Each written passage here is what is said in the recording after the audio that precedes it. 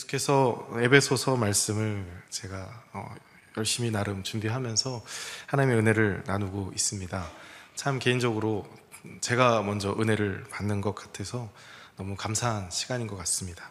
에베소 말씀 자체가 바울이 그 감옥에 있으면서 당시에 세계적 상업 도시였던 그 에베소 안에 있는 성도들과 그리스도 예수 안에 있는 신실한 자들에게 보내는 편지이기 때문에 참 이 시대와도 좀 맞다고 생각이 되더라고요.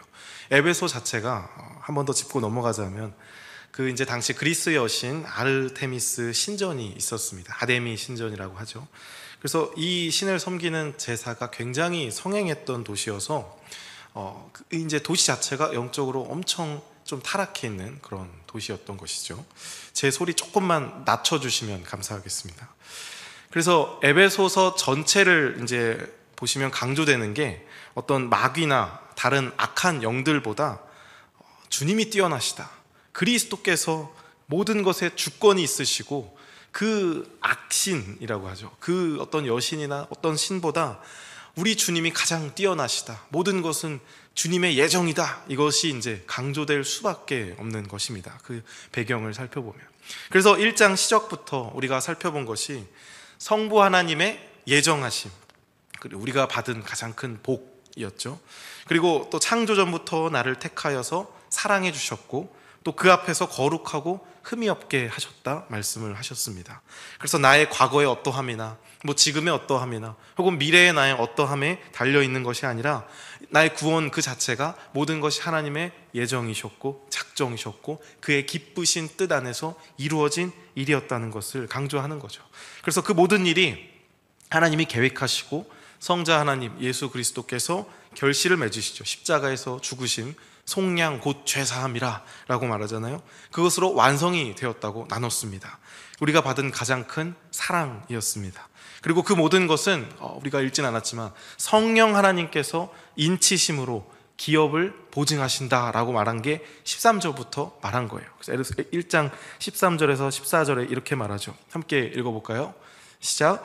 그 안에서 너희도 진리의 말씀 곧 너희의 구원의 복음을 듣고 그 안에서 또한 믿어 약속의 성령으로 인치심을 받았으니 이는 우리 기업의 보증이 되사 그 얻은 것을 속량하시고 그의 영광을 찬송하게 하려 하심이라. 아멘.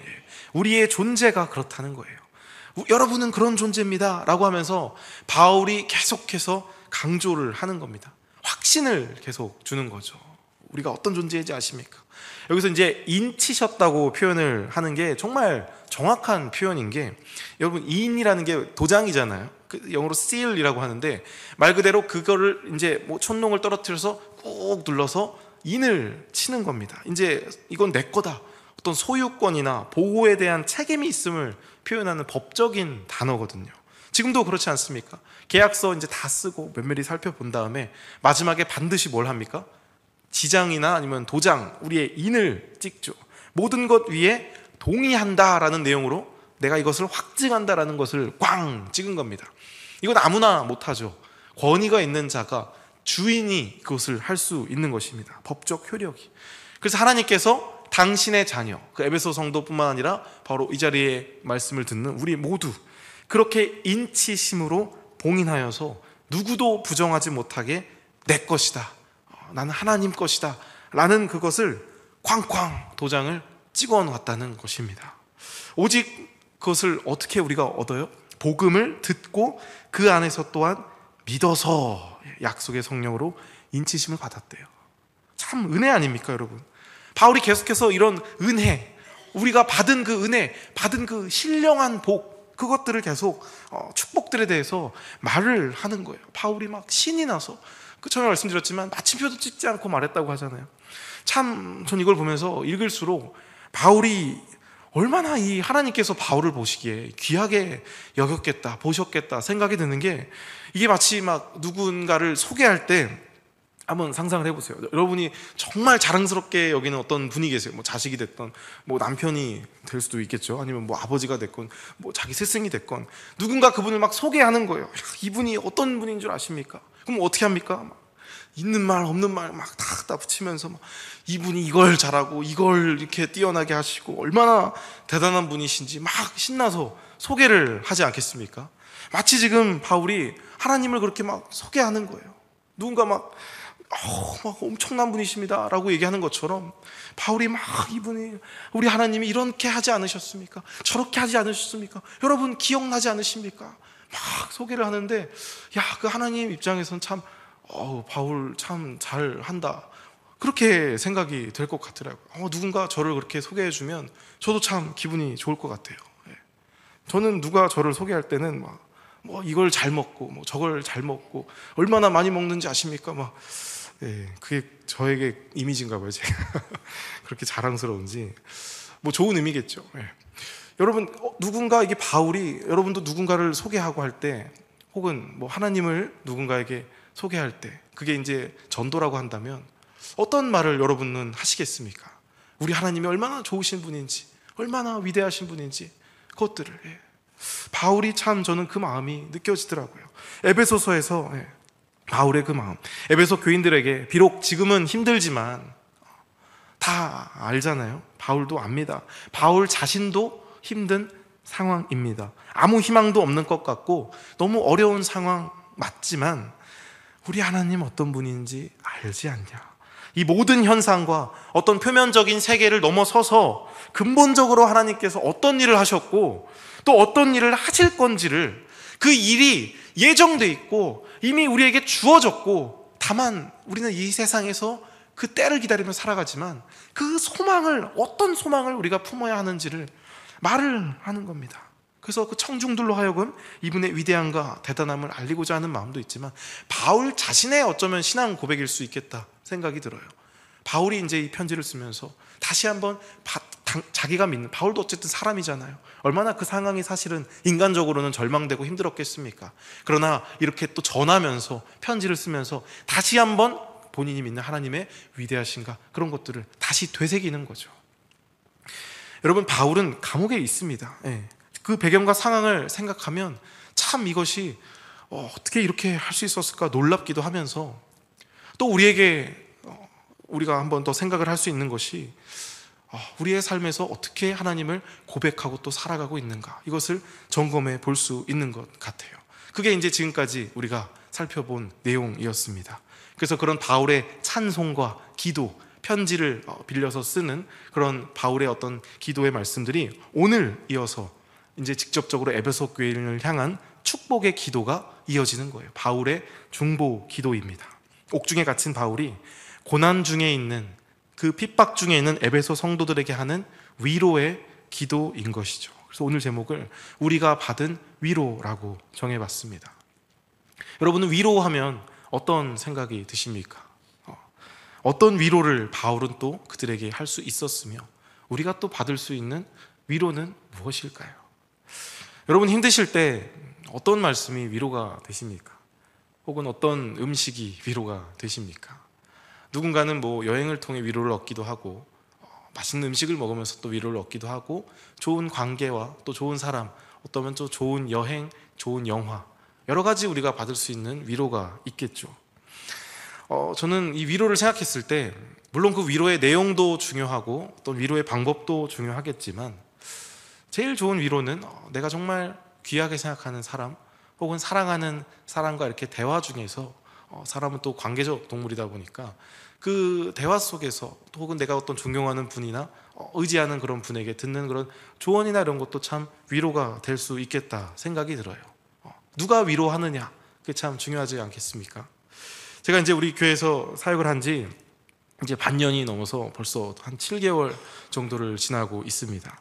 참 모든 것이 감사하고 정말 말할 수 없을 만큼 이게 정말 놀라운 일이거든요. 저한테 있어서는 제 어떤 개인적 인생에 있어서 참 감사할 것이 차고 넘칩니다. 그래서 이번에 명절을 또 지나면서 여러분께서 맛있는 과일과 여러 가지를 주셨는데 특히 제가 배를 많이 받았어요. 배 좀 드셔보시라고 배가 나와서 그런가 배를 이렇게 주셨는데 저에게 이 배가 사실은 좀 의미 있는 과일입니다. 개인적으로 제가 이제 미국을 잠깐 다녀왔는데 그걸 다녀오기 전에 있었던 곳이 강원도 원주거든요. 근데 여러분 아신다 모르겠는데 원주에서 특산물이 있습니다. 그 원주 치악산 배입니다. 드셔보셨나요? 너무 멀죠? 진짜 맛있어요. 치악산 배, 막 꿀이에요, 꿀.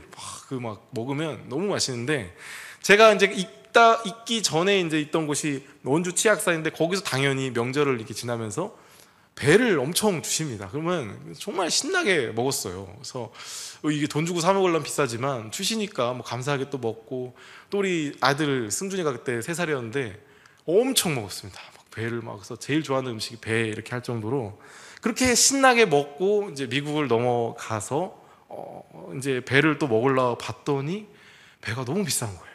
한 알에, 제가 또 마침 있던 곳이 미국 중부 지방의 콜로라도 그런 곳이었는데, 거기는 정말 과일이 비싸요. 특히 한국 배가 없습니다. 이 아들은 먹던 배, 당장 지난달까지 계속 먹던 그 배를 찾는데 이게 사줄 수가 없는 거죠. 그래서 자식 키워본 부모는 아시겠지만, 먹고 싶다 할 때 그거 못 사주면 또 가슴이 아프잖아요. 다른 과일 많아요. 뭐 포도도 있고 사과도 있고 한데, 그 배가 없어갖고, 이 배를 미국 살면서 한 번을 못 사줬습니다. 그 한 4년 정도 있으면서 제발 사달라고 했는데, 아니야, 그 배 한 통이면 사과가 15개야 승준아, 사과가 더 맛있지 않니? 막 하면서 꼬시면서 이렇게 참다가 한국에 딱 왔는데 또 배가 이렇게 주시니까 너무 감사하더라고요. 아마 뭐 이런 이야기들이 각자에게 있으실 겁니다. 아이들 키우면서 먹고 싶다 했는데 못 사준 거, 뭐 이렇게 해주고 싶은데 못 해준 것들. 저는 이게 배가 이제 그런 이야기 중에 하나인데, 여러분 사실 이게 뭐 저에게 개인적인 작은 이야기지, 이게 정말 무슨 어떤 막 불쌍한 이야기고 뭐 그런 건 또 아니잖아요. 저에게 있어서 아픔인 거지, 제가 이 얘기를 누군가에게 제가 얼마나 힘들었는지 아십니까? 하면서 뭐 배를 못 사준 이야기를 막 한다고 하면, 글쎄요, 저는 이게 누군가에게 그렇게 큰 위로가 될까 싶어서 이걸 그냥 웃긴 얘기로 하지, 뭔가 이렇게 불쌍한 얘기, 막 위로 얘기 이렇게는 잘 안 하게 되더라고요. 저의 힘듦과 아픔이 누군가에게는 오히려 조금 기만의 말이 될 수도 있겠다는 생각이 들어서입니다. 분명히 누군가는 이보다 더 힘든 스토리가 있을 것이고, 지금도 뭐 미국에서 뭐 혹은 뭐 어디 세외에서 더 힘들게 사는 분들이 분명히 있을 거예요. 지금 한국 땅에서도 마찬가지일 거고. 그래서 제가 이 이야기를 막 빌미로 뭔가 누군가를 위로하자니 참 조심스러워진다는 것입니다. 만약 제가 누군가 정말 가난해서 굶고 있는 분들에게 이 이야기를 하면서 저도 그랬습니다, 제가 뭐 미국에서 배를 못 사줬는데 뭐 어쩌고 하면서 위로를 한다면, 그게 공감이나 위로가 크게 저는 안 될 것 같아요. 반대로 제가 정말 어떤 힘든 상황에 있는데, 어떤 뭐 말하지 못하는 그런 상황이 있는데, 누군가 위로한다면서 하는 그 말들이 때로는 위로가 아니라 어쩔 땐 더 상처가 되는 경우도 있지 않습니까? 분명 그런 의도는 아니실 거예요, 그죠? 분명 위로하려고 하시는 말씀이겠지만, 내 마음이 가난해서인지, 아니면 정말 내가 너무 힘들어서 그런 건지, 그 말이 위로의 분명 말인데 그게 위로로 안 받아들여진다는 것입니다. 그럼 여러분, 꼭 우리가 한번 생각을 해봤을 때, 꼭 최악에 있는 상황의 사람만이 누군가를 진정 위로할 수 있는 것인가? 내가 꼭 그렇게 극단의 상황에 가야만이 누군 비슷한 상황에 있는 사람을 위로할 수 있는 걸까? 그것도 아닐 텐데 참 어렵다는 생각이 듭니다. 분명 그만큼 조심해야 되고, 말을 그래서 우리가 조심해야겠죠. 그러나 정말 우리가 할 수 있는 위로가 무엇이고, 우리가 정말 받아야 할 위로는 무엇일까요? 저도 참 고민입니다. 사역을 하면서 청년들과 특히 이야기를 많이 나누게 되는데, 어떤 사람 때문에 힘들어하는 사람이 있다면 참 고민이 돼요. 같이 욕해주거나 뭐 정말 그냥 호박씨를 같이 까주는 게 뭐 덕이다 싶으면 잘할 수 있을 것 같아요. 뭐 그런 사람이 다 있냐 하면서 막 이렇게 막 이런저런 얘기를 해줄 수 있겠는데, 그게 또 이렇게 마냥 덕이 되는 것 같지는 않고 그렇게 크게 도움이 되지는 않잖아요. 현실적인 해결책도 아니니까.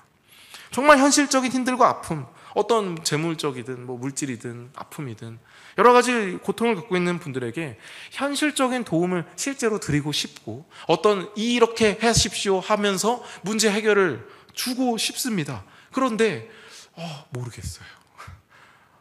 모르겠습니다. 그래서 어쩔 때는 제 자신이 정말 무능하게 느껴지기도 하고, 제가 부족해서 그런지 한심하게 느껴지기도 하고, 그래서 말하죠. 기도하겠습니다. 하나님의 뜻이 있을 거라고 소망을 가지자고 말은 하지만, 그러나 가끔은 정말 그게 정답인 줄은 알면서도 정말 깜깜해서 아무것도 보이지 않는 그 동물 속에서 헤매고 있는 그 분께 같이 깜깜해하면서 빛이 있을 거라고, 언젠간 밝아질 거라고 허공에 외치는 것과 같은 기분이 들 때도 있다는 것입니다. 과연 정말 진정한 위로는 무엇일까요? 우리가 할 수 있는 말이 무엇이 있을까요? 오늘 바울은 어땠을까요, 여러분? 이 바울의 상황도 그와 비슷하지 않았겠습니까? 그 와중에 하는 바울의 이 기도, 바울의 이 위로, 아니 1장 시작부터 바울이 이 에베소 교인들에게 전하는 희망의 메시지는 어떻습니까? 바울이 이 말했던 은혜와 평강, 1절부터 말하는 그 은혜와 평강, 그리고 이어서 말했던 하늘에 속한 신령한 복들이 있다고 막 선포를 하면서 외치는 그 말들, 우리를 택하신 하나님의 은혜와 속량, 곧 죄사함으로 인해 죄인이었던 우리를 다시 자녀 삼아 주셨다는 그 모든 은혜의 풍성함들의 선포, 그리고 그 모든 것이 성령으로 인해 인치심을 받아 기업의 보증이 되어주신 그 사건을 점도 찍지 않고 숨도 못 쉰 채 몰아치면서 옥중에 사슬에 묶여있는 바울이 고난 중에 있는 그 핍박받는 에베소 성도들에게 하고 있는 이 선포와 고백들, 누가 들으면 너무 이상적이에요. 너무 현실과는 동떨어진 소리 같은 이 바울의 메시지일 거라는 것입니다. 그러나 여러분, 저는 오늘 이 바울의 선포, 이 에베소 1장을 통한 이 말씀에 우리에게 필요한 진정한 위로가 담겨 있다고 믿습니다. 바울이 그 모든 상황을 모르는 게 아니잖아요. 바울이 뭐 바보입니까? 다 알고 있습니다. 그리고 본인도 옥중에 처해 있음을 숨기지를 않아요. 나는 지금 뭐 괜찮은 척 하면서 여러분 힘내십시오 이렇게 하는 게 아니에요. 분명히 말을 합니다, 나중에 가서. 그렇기 때문에 이게 단순히 어떤 신앙적으로 정말 뭐 방법이 없어갖고 우리 기도가 방법밖에 없네요 하면서 라고 얘기하는 게 아니라는 것입니다. 상투적으로 잘 될 겁니다, 기도하겠습니다, 승리할 겁니다, 복 받을 겁니다, 이렇게 얘기하는 게 아니라는 거예요. 여러분, 바울은 우선 이 모든 상황과 그들이 현재 처한 모든 상황을 알고 있었음을 15절부터 밝힌 뒤 말하지 않습니까? 우리 15, 16절을 한 번 더 읽어보겠습니다. 이로 말미암아 주 예수 안에서 너희 믿음과 모든 성도를 향한 사랑을 나도 듣고 내가 기도할 때에 기억하며 너희로 말미암아 이미 다 들었습니다. 그 사랑을 들었다고 하는데 그 모든 소식을 또 들었대요. 어떤 소식이냐면 에베소 교인들이 그 모든 핍박과 어려움 속에서, 그 고난 속에서 믿음을 지켰다는 거예요. 그 여전히 그 믿음이 살아있다는 소식을 바울이 들은 겁니다. 비록 자신도 정말 극한의 상황 속에서 도망쳐 나올 정도로 핍박이 심했는데 그들이 믿음을 지키고 있었대요. 여전히 믿음의 사람이었고 그 믿음을 삶 속에서 공동체 안에서 실천하며 서로 사랑하고 있었다는 소식을 들은 겁니다. 바울이 이 교회를 이제 세우고 어쩌면 담임 목사라는 그 입장 아닙니까? 그러면 얼마나 그 소식이 기뻤겠습니까? 물론 그 가운데에선 포기하는 사람도 있었을 거예요. 분명 그 극심한 핍박에 이기지 못해 떠난 사람이 왜 없었겠습니까? 다만 이 말씀을 받고 그 기도와 축복을 위로로 받는 사람들이 여전히 있었던 거예요. 남은 자들이라 하지 않습니까? 그 예배당 앞에 남은 자들, 여전히 그 절망 속에서 하나님만 붙잡으며 하는 그 사람들이 있어서 바울이 그것에 대해서 우선 감사를 말합니다. 그 원치 않는 어려움들, 자신도 도망 나올 정도로 거세게 핍박받던 그곳이었지만 믿음을 지키면서 서로 사랑하는 그 모습을 보는 바울의 마음이 아프면서도 얼마나 감사했겠습니까? 그래서 정말 이 바울의 절절한 기도가, 그 절절한 사랑의 마음이 담겨 있는 거예요. 기도할 때마다 그들이 생각나면서 감사했던 것입니다. 하나님 감사합니다. 그들을 지켜주셔서 감사합니다. 그래서 이제 그들을 위해서 기도를 하는 겁니다. 본격적으로 17절에 말하죠. 우리 주 예수 그리스도의 하나님 영광의 아버지께서 그들에게 뭔가 이제 주시길 원합니다.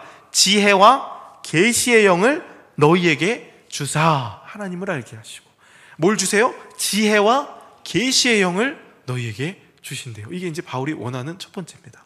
지혜와 계시의 영. 여러분, 사실 뭘 구해야겠습니까?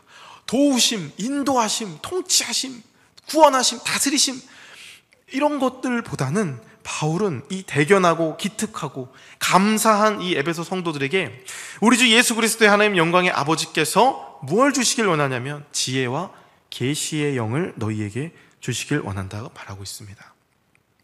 어떤 지혜일까요? 뭐 어떤 지식적인 걸까요? 아니면 뭐 하나님의 영일까요? 아니면 뭐 둘 다일지는 모르겠어요. 그러나 뒤에 계시의 영이라고 하는 걸 보면 좀 더 영적인 의미가 아닐까 싶습니다. 성령이 아닐까 싶어요. 지혜와 계시의 영을 너에게 주사 하나님을 알게 한다잖아요. 네. 여러분, 우리도 참 그렇습니다. 알고 싶어요. 알고 싶지 않습니까? 왜 이런 일이 발생하는지 알고 싶어요. 그래서 어떻게 해야 되는지 알고 싶어요. 왼쪽인지 오른쪽인지 알고 싶습니다. 그래서 지혜가 있었으면 좋겠다 생각을 늘 하는 겁니다. 그래서 기도하지 않습니까? 하나님, 알려주시옵소서. 어떻게 해야 되는지 알려주시옵소서. 지혜든 지식이든 뭐든 좀 알려주셔서 이 상황을 좀 벗어나게 해주시고, 혹은 좀 더 좋은 선택을 할 수 있도록, 주님 이겁니까 저겁니까? 뭘 삽니까? 뭐 아이를 어디로 보냅니까? 어떤 학교입니까? 우린 늘 묻잖아요. 어디가 답인지를 좀 더 나에게 좋은 걸 주님 알려달라고 늘 구한다는 것입니다. 근데 문제는 안 알려주세요. 안 알려주시더라고요. 내가 뭘 어떻게 해야 되는지, 왜 이 일이 나에게 닥쳤는지, 해결 방법은 무엇인지 좀 미리 알려주시지, 왜 이 병이 안에서 쏟고 굶어질 때까지 안 알려주신 건지 우린 모르겠어요. 저도 사역자로서 그런 고민과 고난 속에 계신 분들께 아까 말했다시피 이렇다 저렇다 하나님의 뜻을 명확하게 알려주면 좋겠는데 모르겠어요. 제 일도 모르겠어요. 제가 부족해서는 모르겠는데 정말 모르겠습니다. 여러분, 근데 바울은 알았을까요? 그 어떤 세상적인 방법을, 이 해결 방법을 알았을까요? 제가 개인적으로 요셉을 묵상하다가 궁금하더라고요. 요셉은 알았을까? 자기가 총리 될 걸? 아무리 찾아봐도 몰랐을 거란 말이죠. 몰랐을 거예요. 바울의 삶이, 요셉의 삶이 분명 형통했다고 하나님은 말하는데, 그 형통했다 말하는 바로 즉시에 이어지는 내용이 뭡니까? 보디발의 아내가 그 막 이상한 짓 해요. 그래서 요셉이 어떻게 돼요? 감옥 갑니다. 그런데 성경은 또 뭐라고 하냐면 바울이 감옥 갔는데 형통했대요. 그런데 형통해서 그 이제 포도 관원과 떡 맡은 관원장의 꿈을 해석해 주잖아요. 해몽해 줍니다. 그걸 보면 여전히 그는 하나님과 소통을 하고 있고 하나님의 뜻을 분별하고 있습니다. 그런데 또 포도 관원이 어떻게 자기 복직한다 뭐라고 합니까? 포도 관원이 그 일을 기억하지 못하더라. 그리고 나서 만 2년 후에 2년이나 또 기다립니다. 여러분, 요셉은 얼마나 답답했습니까? 좀 알려주시면 되는데, 좀 일해주시면 되는데, 그 지식이 우리가 늘 구하지만 하나님은 그 방법이 아닌가 봐요. 바울도 몰랐을 겁니다. 그 어떤 세상적인 방법을. 그래서 오늘 바울은 그 에베소 성도들에게 바로 그 지혜와 계시의 영을 이야기하면서 결코 바울 스스로가 어떤 상황과 환경에 갇힌 시각에서 이들에게 말하고 있는 것이 아님을 우리는 알 수 있습니다. 바울은 이 환경과 상황을 뛰어넘는 이야기를 하는 거예요. 지혜와 계시의 영이 그들에게 임함으로써 무엇을 알게 하시길 원한다고요? 하나님을 알게 하시길 원한다는 겁니다.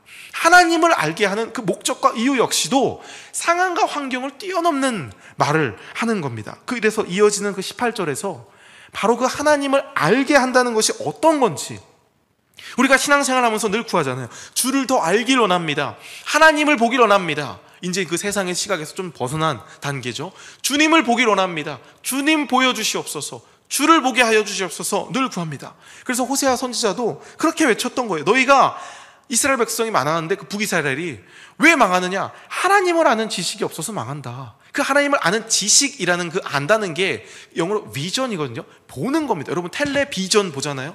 보는 거예요. 보는 거. 너희가 하나님을 보지 못해서 결국 망한다는 건데, 그럼 그 하나님을 안다는 거, 본다는 게 어떤 건지 18절부터 말하는 겁니다. 18절 나오나? 예, 함께 읽어봅시다. 시작. 너희 마음에 눈을 밝히사 그의 부르심의 소망이 무엇이며 성도 안에서 그 기업의 영광의 풍성함이 무엇이며. 예, 먼저 뭐라 합니까? 너희 마음의 눈을 밝힌대요. 지혜와 계시의 영이 임하면, 이게 흐름을 잘 이해하시면 되겠습니다. 지혜와 계시의 영이 너에게 임하면 하나님을 알게 하신대요. 그러면 그 하나님을 아는 게 어떤 것이냐? 먼저 마음의 눈을 밝히는 겁니다. 여기서 밝힌다는 게 어떤 거냐면, 말 그대로 이 원어적으로 빛이 반짝반짝 빛나는 걸 말해요. 빛이 반짝반짝. 빛은 어둠 속에서 반짝반짝 빛나잖아요. 근데 이게 내 스스로 밝히는 게 아닙니다. 안에서 어떤 불꽃이 일러서 밝히는 게 아니라 이게 수동태예요. 뭔가 어떤 것에 의해서 밝아진다라는 뜻을 갖고 있습니다. 그러니까 외부의 어떤 빛에 의해서 내가 마치 태양이 아니라 달이 태양빛을 받아서 밝아지듯이, 별이 밝아지듯이 외부에서 비춰짐으로 밝아진다라는 뜻인데, 이 구절이 그 메시지 성경에 좀 더 쉽게 표현이 되어 있습니다. 하나님을 친히 알게 하시고 여러분의 눈을 맑고 또렷하게 해주시기를 구합니다. 예, 직접적인 표현이죠. 눈이 맑고 또렷해지게 보이는 걸로 이제 표현을 한 거예요. 저도 이제 눈이 굉장히 나쁘고 이렇게 보면 아무것도 안 보입니다. 뵈는 게 없어지는데, 이게 마치 시력이 마이너스에서 뭐 2.0이 되듯이 우리 마음의 눈을 밝혀지는 거예요. 그럼 어떻게 되겠습니까? 지혜와 계시의 영이 성령께서 하나님 우리 안에 임함으로써 하나님을 알게 한다. 그게 뭐냐면 흐려졌던 우리의 눈이 이렇게 보이지 않다가 탁 밝아지는 거예요. 그래서 그때부터 하나님을 보게 된다는 겁니다. 그러니까 우리의 힘으로 또 보는 게 아닌 거죠. 하나님께서 밝히시고 말씀으로 밝히시고 그 밝혀진 눈을 우리가 떴을 때 하나님이 보이는 거예요. 그래서 어둡고 침침한 현실의 먼지가 잔뜩 껴있던 우리의 마음을, 눈을 밝게 열어주신다는 것을 바울은 구하고 있는 거예요. 그 에베소 성도들에게. 욥을 기억하실 겁니다. 그 모든 시련을 겪잖아요, 의인으로서. 그런 다음에 그것을 다 지난 다음에 하나님을 본 뒤 욥이 하는 고백이 이것 아닙니까? 욥기 42장 5절에 내가 주께 대하여 귀로 듣기만 하였사오나 이제는 어떻게 해요? 눈으로 주를 배움나이다. 하나님, 뭐 욥이 하나님을 몰랐겠습니까? 욥은 하나님께서 인정한 당대의 의인이에요, 여러분. 하나님께서 인정한 사람이 없거든요. 근데 욥은 인정을 합니다. 대놓고 내가 욥은 인정한다. 그런데 그런 욥이 하나님을 몰랐겠냐고요. 그러나 욥이 뒤늦게서야 말을 하는 겁니다. 내가 눈으로 주를 배움나이다. 여러분, 그래서 그 밝아진 마음의 눈은 무엇을 보게 하냐면 18절에서 계속 이어지는 거예요. 그 부르심의 소망이 무엇인지 알게 하고 성도 안에서 그 기업의 영광의 풍성함이 얼마나 큰지 알게 하고, 또 19절에 계속 이어져서 말하는 겁니다. 그의 힘의 위력으로 역사하심을 따라 믿는 우리에게 베푸신 능력의 지극히 크심이 어떠한 것을 너희로 알게 하시기를 구한다는 겁니다.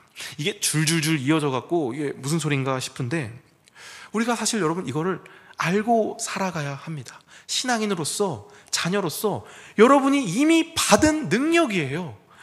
하나님을 믿는 자에게는 내가 쟁취하는 것이 아니라 자연스럽게 얻어지는 능력이라는 것입니다. 여러분 이걸 알고 계십니까? 우리를 향한 하나님의 부르심의 소망을 알고 계십니까? 내가 이런 하나님의 소망이라는 사실입니다. 여러분 모두가 뜻이 있어서 하나님께서 소망으로 이 땅에 보내셨다는 그 사실을 우리는 알고 있냐는 거예요.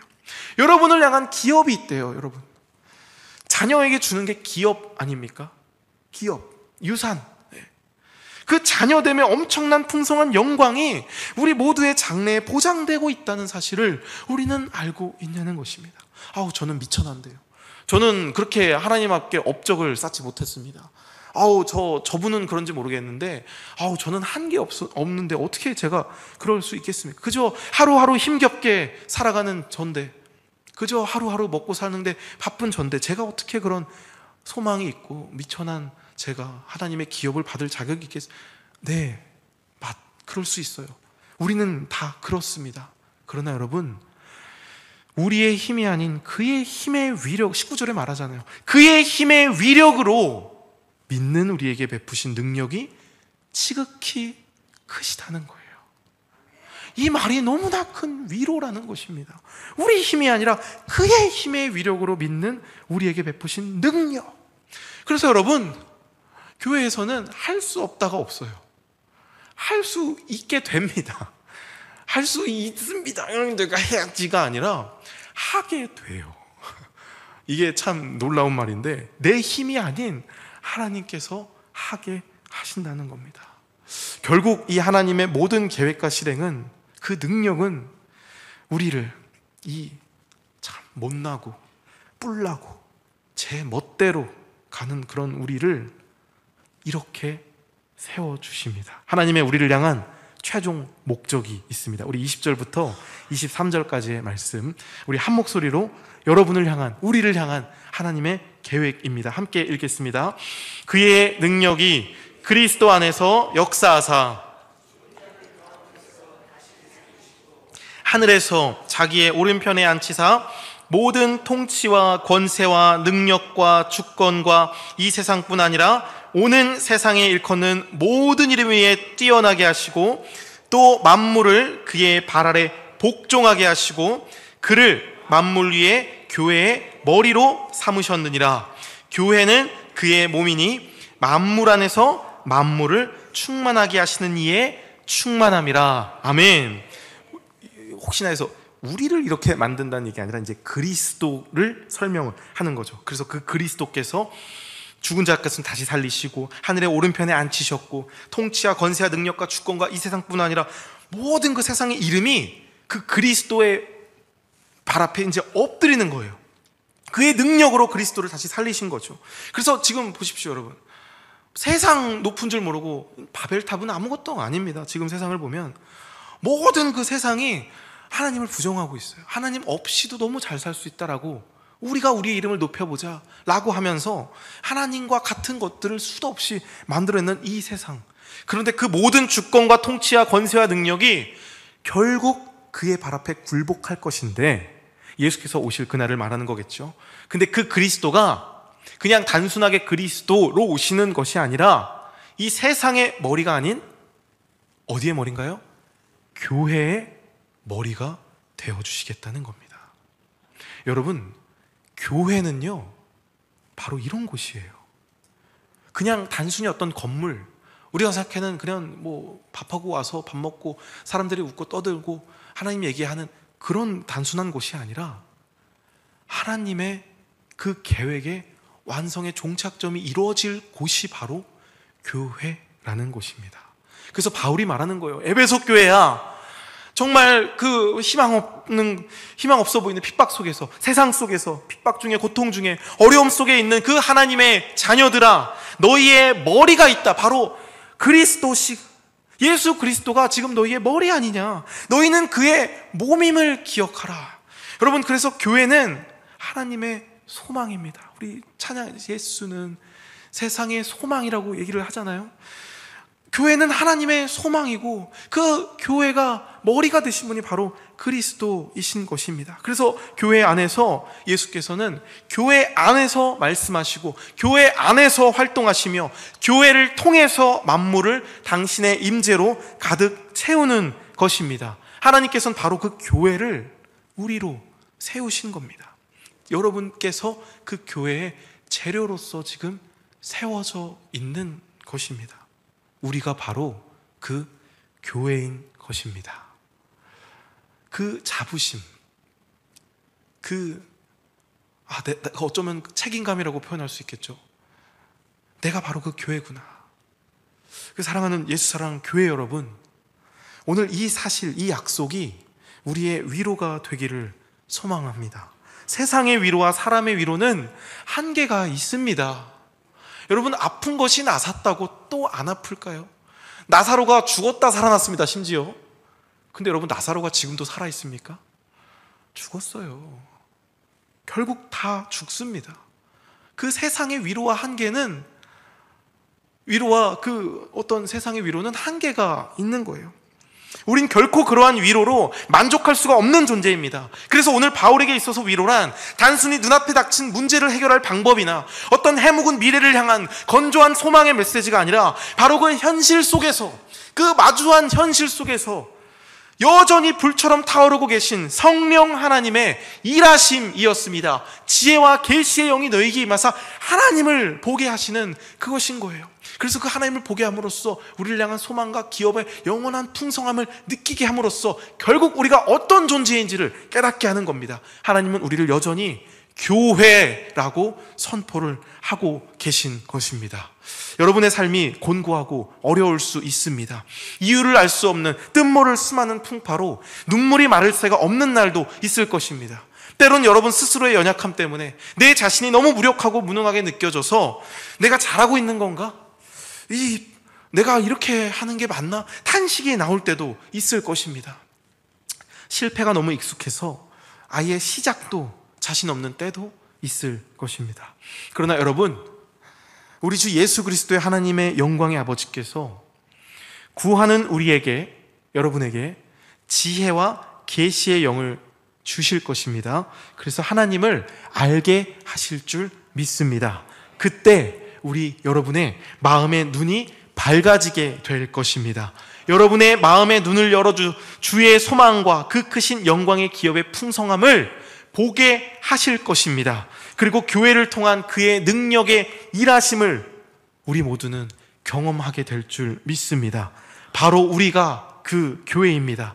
주님의 몸된 교회입니다. 그 사실이, 내가 주님의 교회라는 그 자부심이 오늘 여러분의 삶에 유일한 위로가 되시기를 주님의 이름으로 간절히 소망합니다.